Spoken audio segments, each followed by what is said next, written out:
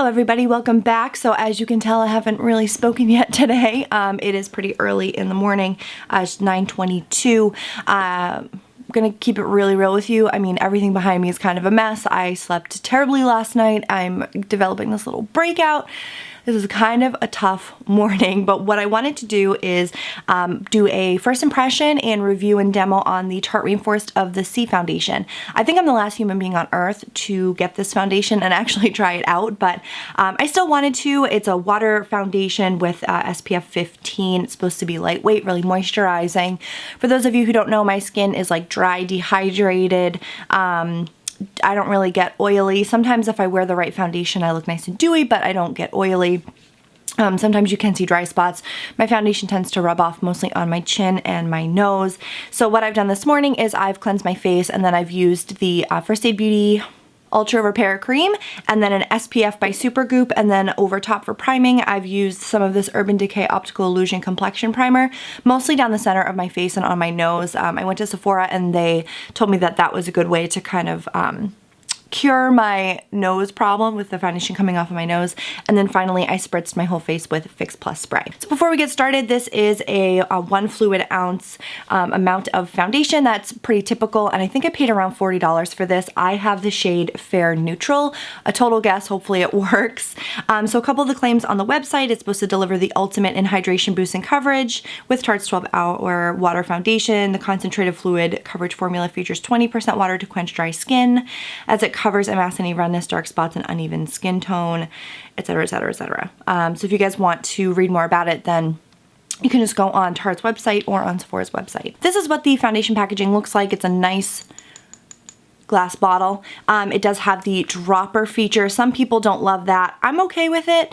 I think that this will be okay. So what you're supposed to do is use the plunger at the top to get product inside the little tube, and then you're supposed to squirt it onto the back of your hand or maybe directly onto your face. So what I'm going to do is probably just put the product straight onto my hand like I usually do, and then use a beauty blender and apply it. I'm just gonna wear this foundation how I normally would because I'm gonna wear it the same way every single day. So that's how I want to test it and make sure that it's actually going to work for me. So I'm just going to take this dropper, apply it to my hand. So that looks like maybe a pump and a half of any other foundation, and it looks pretty runny. I'm just gonna start on this side of my face. This looks like a perfect color match.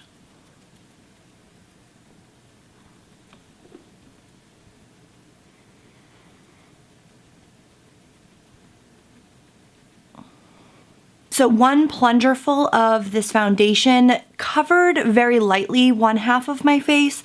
I definitely will need to add a little bit more and see how it builds, but it did even out my skin tone. It kind of covered the redness that I have on my cheeks. This little guy is gonna need to maybe become a freckle before the end of the day. So let's add a little bit more foundation and see how it builds. So it does look like this product builds pretty well. You can still see a little bit of my skin color coming through, but I don't hate it for every day. That's really not that bad. It doesn't claim to be a full coverage foundation, but this is 1/2 of my face covered in foundation and the other half not.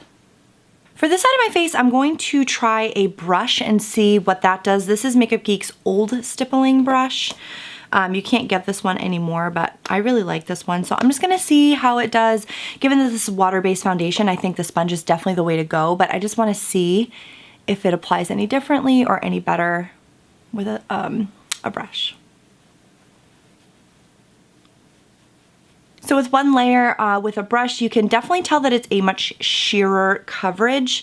It doesn't apply as densely as it does with a beauty blender. So what I'm gonna do now is just go over everything one more time with a little bit more product. I feel like I am using a lot of product to cover my face, and my skin honestly like isn't the worst. So I don't know how long this container will actually last me. We now have a guest. She may not be quiet, so just FYI. She's meowing because she wants me to get on the bed. So anyways, now that I have applied the foundation, first thoughts, I think it matches my body really, really well. I'm glad I went with the neutral shade because I'm not too pink or too yellow, and I think that this really suits my skin. So what I'm gonna do is just zoom you guys in. Beware, I do have to get my eyebrows done today. That's on my list of things to do, and they're really bad. So here is how my skin looks. It's my lighting is a little bit darker, but I feel like that will help you to kind of pick up on any of the texture or any of the issues that I have going on. So it looks pretty good. you can kind of tell that I have foundation on, but for the most part it looks pretty natural. It looks not totally matte. It doesn't take all the life out of my skin. So what I'm gonna do now is apply my concealer, powder, the rest of my makeup, and then I'm gonna bring you guys along the rest of the day.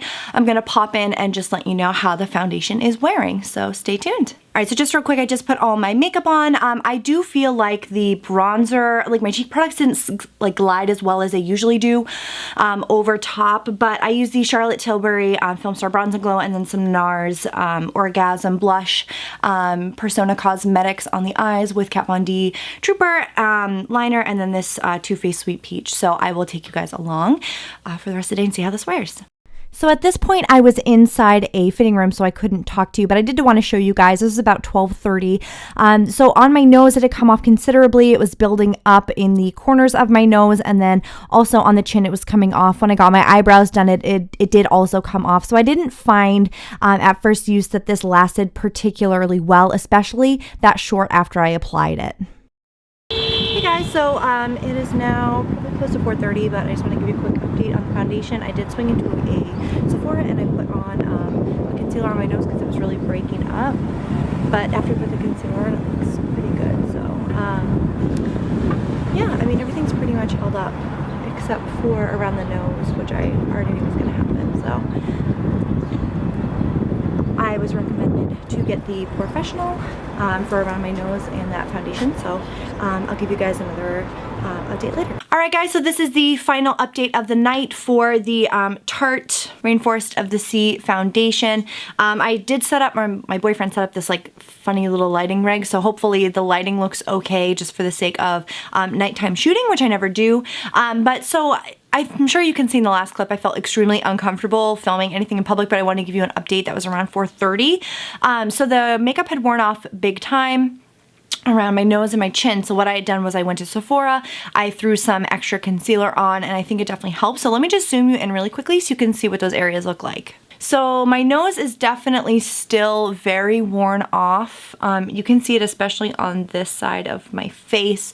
The chin is also pretty worn down. My chin generally does get worn down by the end of the day, and my nose does as well, but it started to break up really early, and I was not pleased with that. And then when I got my eyebrows done, that obviously took off a lot of the foundation around my eyebrows. But I do have to say that on the cheek area, it still looks pretty nice. You can still see kind of like my pores up here though.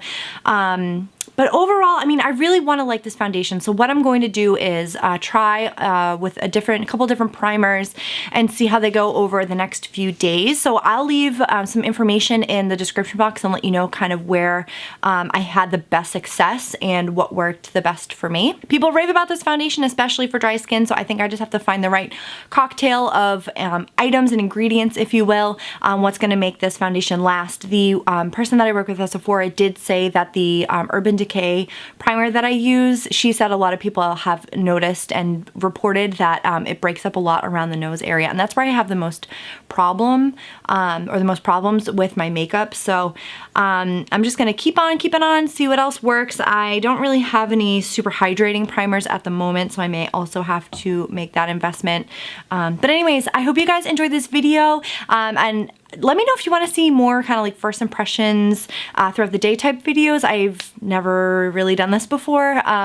So yeah, just let me know if that's something that you want to see. And if you have any tips for how to wear this foundation, please leave them in the comments down below.